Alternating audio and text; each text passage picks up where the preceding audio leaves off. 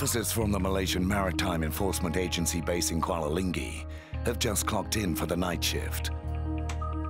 They are the team responsible for patrolling the international border on the Straits of Malacca. Kuala Linggi sits on the narrowest point of the Straits, the most congested strip of ocean in the world. Its proximity to the shores of Indonesia makes it a hotspot for cross-border smuggling activities. Tonight, the Maritime Enforcement team in Kuala Linggi is acting on a tip-off about a smuggling boat entering Malaysian waters. Maklumat mengatakan ada pergerakan daripada negara jiran membawa masuk pendatang tanpa izin. Kita punya tim ni diketuai oleh Chief Halim. Jadi. All the best.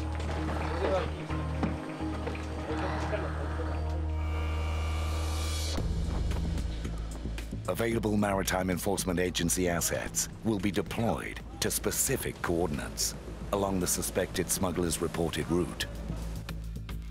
The Maritime Enforcement Agency Command Center in Klang, also known as Swasla, will track the suspects by radar. It is the month of Ramadan, when Muslims abstain from food and water during daylight hours. Kita akan buat komposer di laut. Sambil menunggu kontak masuk, kita akan berkomposer. Gila-gila lah. After breaking fast, Halim leads his team to the coordinates assigned to them by Swasla. While on the way to their coordinates, they come across a suspicious-looking ship.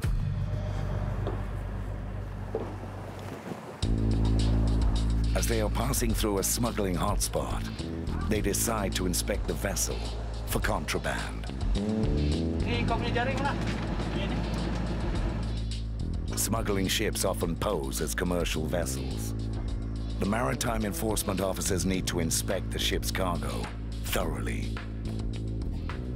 The cargo is full of frozen fish, with no signs of illegal goods. To find out if there are any illegal workers on board, Halim takes a head count and matches it with the ship's manpower manifest. Satisfied that everything is in order, the officers return to their primary objective of the night, to catch smugglers.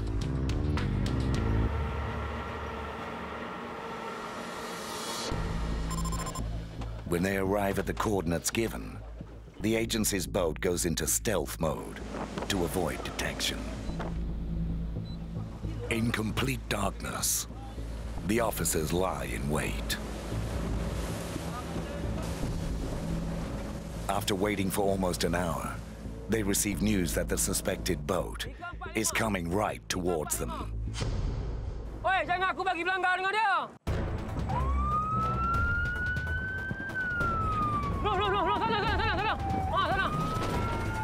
With a visual of the target confirmed, the officers set off in hot pursuit.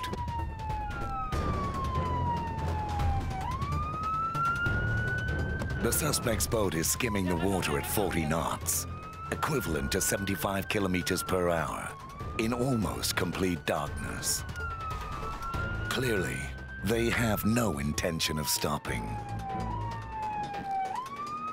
Just as the officers think they're on top of the situation, the patrol boat suddenly loses power and comes to a complete standstill.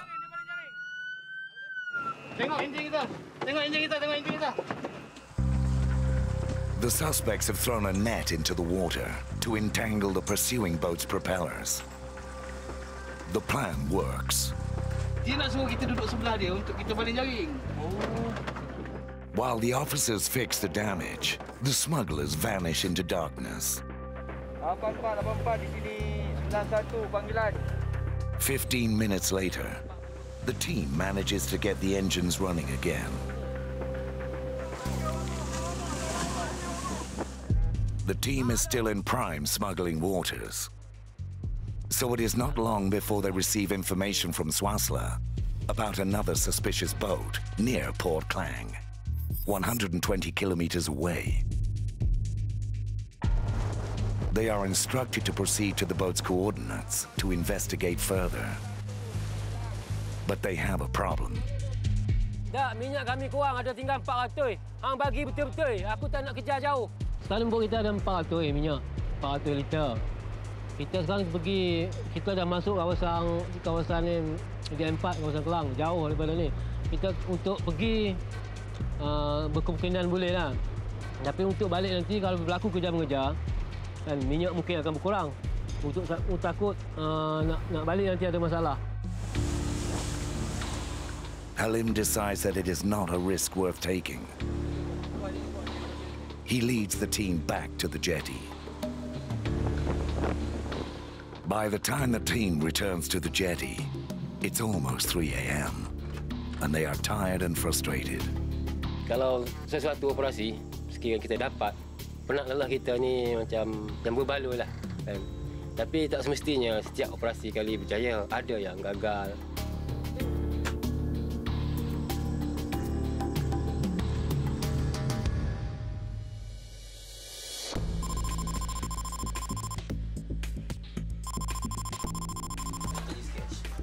Sergeant Mohan is a senior member of the police forensics team in Kuala Lumpur. Ini Lieutenant Sergeant Mohan di 10. Okey, pukul 2.30 Puan An investigating officer has called in. She needs the assistance of the forensics team to investigate a rape case. Okey Puan. Okey sekarang. Okey lagi. Okey jom. Ayo dah panggil jom.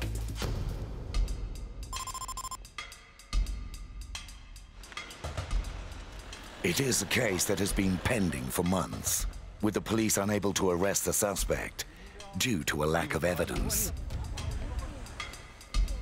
Investigators have just identified the car where the rape was reported to have taken place.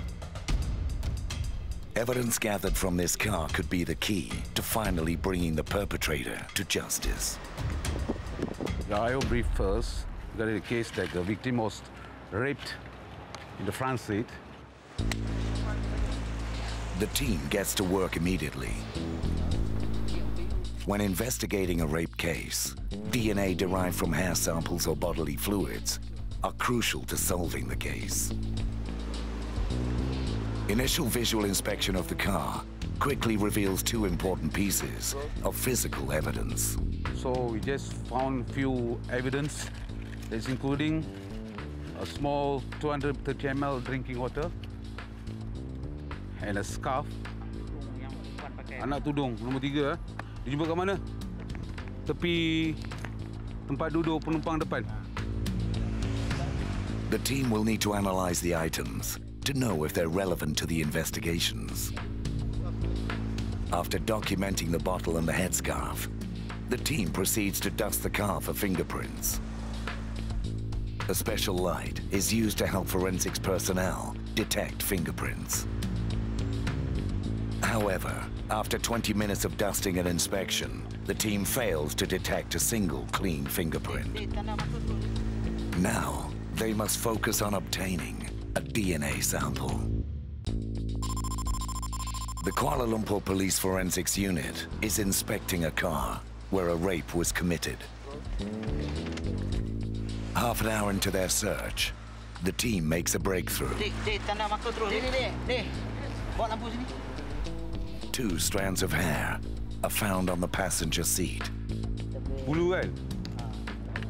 Yeah, just found some hair believed to be hair from the victim. So just once we mark it and tag it, then we instruct the photographer to take photo, then we'll collect the evidence, then we wrap it. Hair follicles contain DNA. From this DNA, police can connect the victim or suspect to the case. After more than 2 hours of forensics examination, the team passes all evidence found to the investigating officer. But before they leave the scene, Sergeant Mohan receives another call. We receive a call from another investigation officer. Seems there's a fire case. Then she calls us to come over there for help her to investigate the case. The forensics team moves as fast as possible to secure the crime scene and avoid contamination of evidence.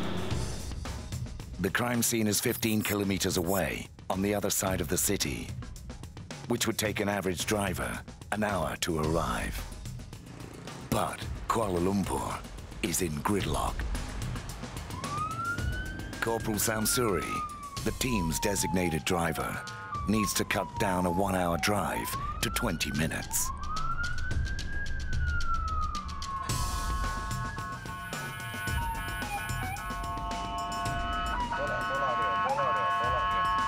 With bumper-to-bumper traffic, Corporal Samsuri uses all his police driving training to negotiate the jam.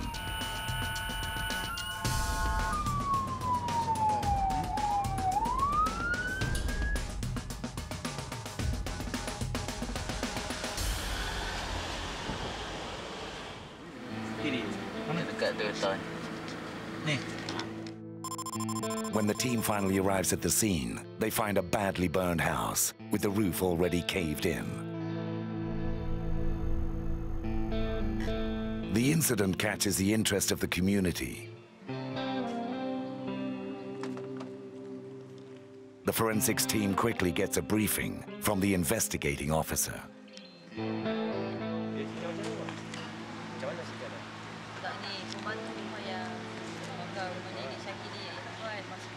It's believed meet when she's looking after the small kid, and she started a fire. When the kid saw, she started beat up the child, and she locked the gate and ran off through the back way, and all the neighbors saw it. According to the investigating officer, the fire started upstairs in the master bedroom. Looking like a deliberate case of arson, forensics personnel must inspect the room where the fire started. Stepping into the house, the team is shocked by what they see. The fire has turned a once comfortable home into a smoldering ruin. Just as the team is about to step upstairs, they are stopped.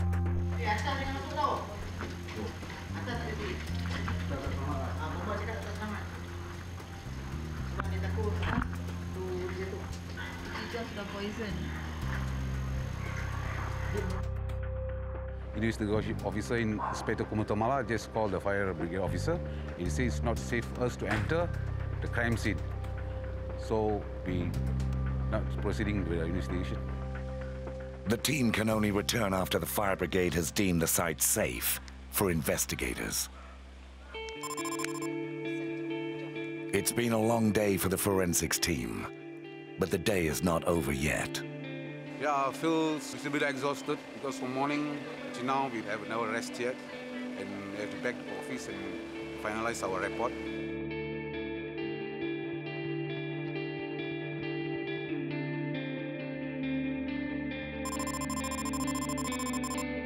Back at the office, Sergeant Mohan finds time to file his reports.